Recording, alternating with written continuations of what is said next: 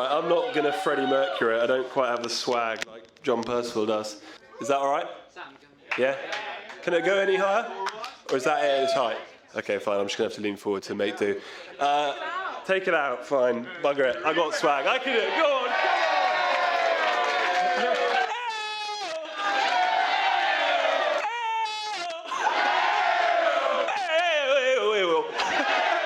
All right. Having fun.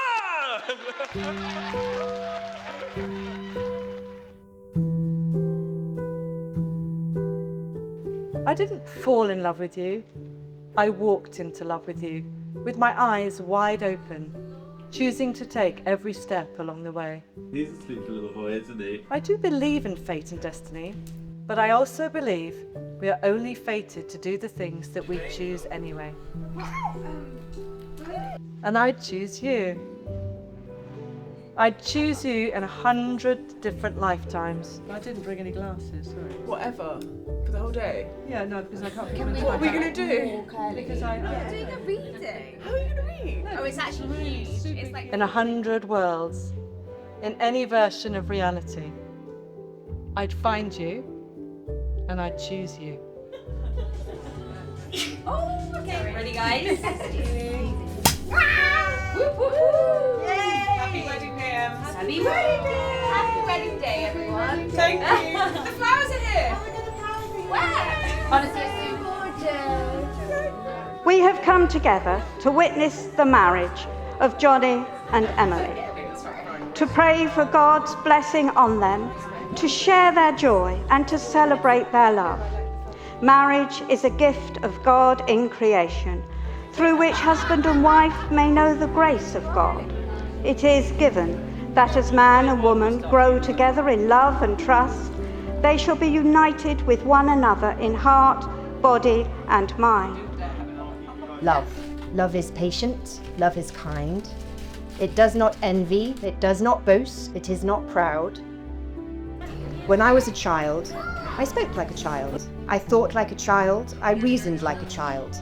When I became full grown, I gave up my childish ways, like we see things imperfectly, like the reflection in a dim mirror.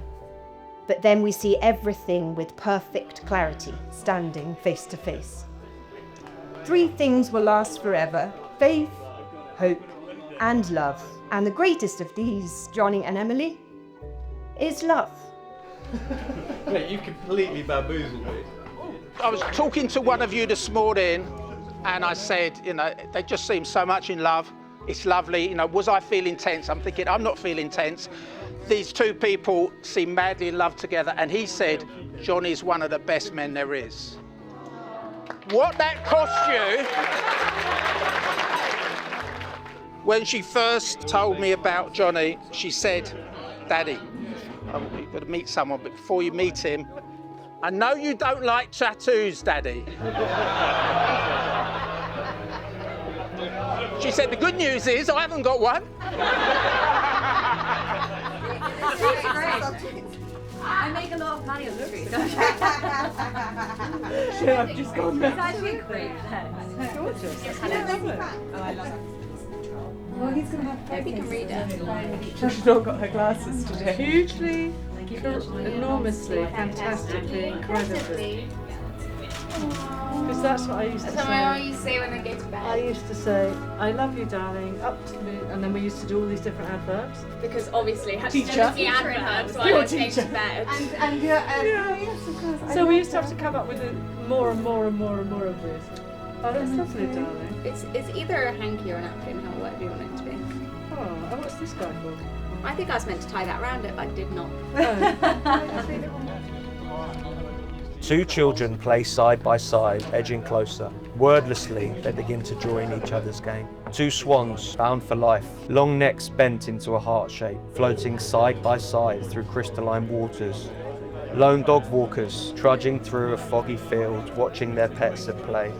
One glances across to strike up a conversation. Unhearing, the other turns, walks away. Pair of strangers rushing to catch the last train. One falters, allowing the other to board. She turns to thank him. The train pulls slowly away from the station. A student waiting for the book that they need for class. It passes from one to another, leaving no trace but a thumbprint on the corner of the page. She stands, he brushes past. Eyes almost meet, skin touches. The fleeting recognition of souls, the feeling that you've both met before in another life. A million intertwined moments, the past woven into the future, bound together for eternity.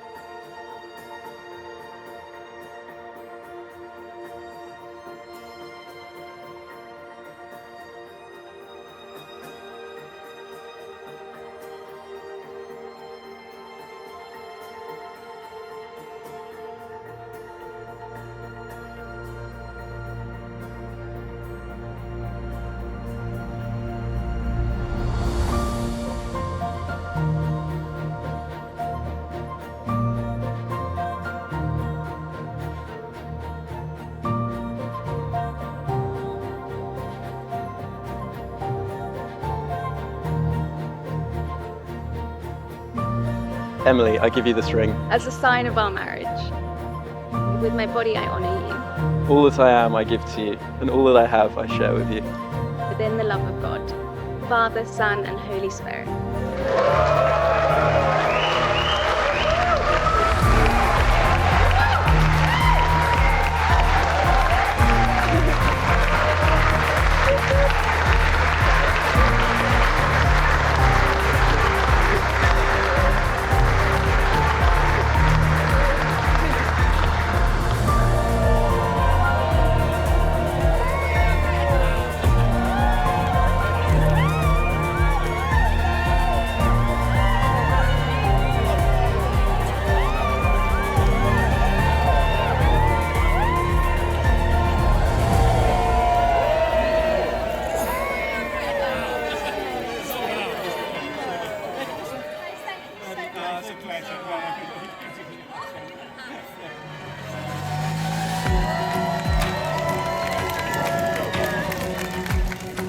Thank you so much, every single one of you, for making this literally like the best day of my life. It has, it's just been nuts. It's been nuts, and the fact that you've all made the effort to come here is just unbelievable. So thank you so much. At Oxford Brookes, Emily was part of the most intimidating group of girls I had ever laid eyes on. Okay guys, we're going to move this way. Most of whom are actually present today and are incredibly lovely people. Whether it was going to school outside Peterborough or growing up in humble setting of rural Oxfordshire, I was not quite ready for the Surrey girls. Wait guys, half of you have your hands like that. Yeah, and half of you have them Thomas, up. You need to put your hand around. Let's look like we actually like I think like this. What a sight it was. Big blonde hair, strictly all black outfits, immaculate makeup, and the kind of presence that made you think, I really fancy you, but there is simply no way I would ever try and talk to you. For a long time, I thought I was never going to be able to find the one. It was the movie cliche that I eagerly awaited, but one that quickly became an abstract idea rather than one I saw for my future. That was until I met the maths leader of my dreams, Miss Emily Grove. Emily, you make every single day brighter. From the moment I wake up to when I smile, to when I fall asleep, you make me smile. Those big blue eyes and that beautiful blonde hair gives me butterflies whenever I catch a glimpse. While your beauty stuns me, what's inside is even more spectacular. When we first started dating, you told me you had a lot of love to give. And a big heart. And I will forever be grateful that I'm the one you decided to give it to. You make me laugh, You stop me in my tracks. You keep me in line, and you make me a better person every single day. Emily, I love you so much, and I can't believe that I can now officially call you my wife.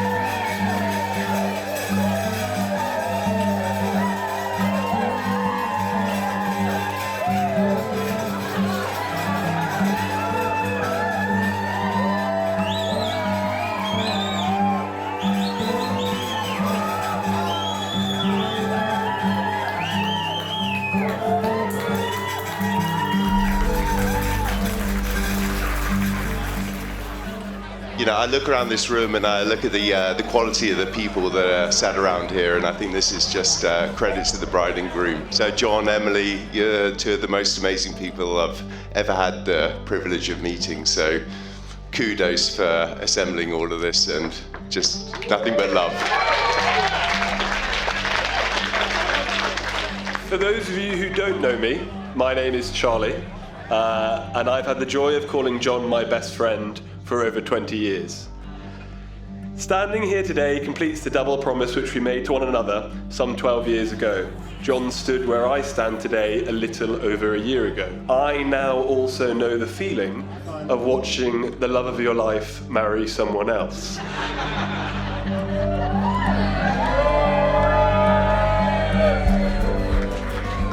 Emily, John so accurately said last year that you don't get to pick your best friend's wife. You just have to hope they pick a good one. And with you, I believe that John has won the lottery.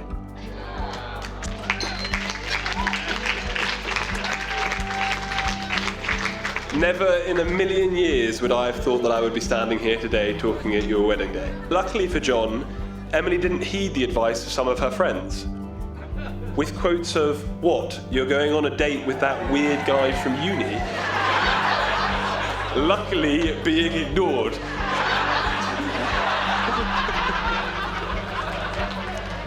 Now, if you'd asked me back then to place a bet on which of our uni mates would end up getting married, John and Emily wouldn't have even featured in that conversation. Emily was the picture of elegance, impeccably dressed, with not a single strand of that blonde hair ever out of place. Emily, I could not be happier that you're the lucky girl who gets to marry my John. John, you're my best mate. I love you. And I wish you and your beautiful bride a lifetime full of happiness, love, and laughter. It gives me great pleasure and the honour of my life to please ask you to all raise your glasses and toast my best friend and his new bride, Mr. and Mrs. Percival.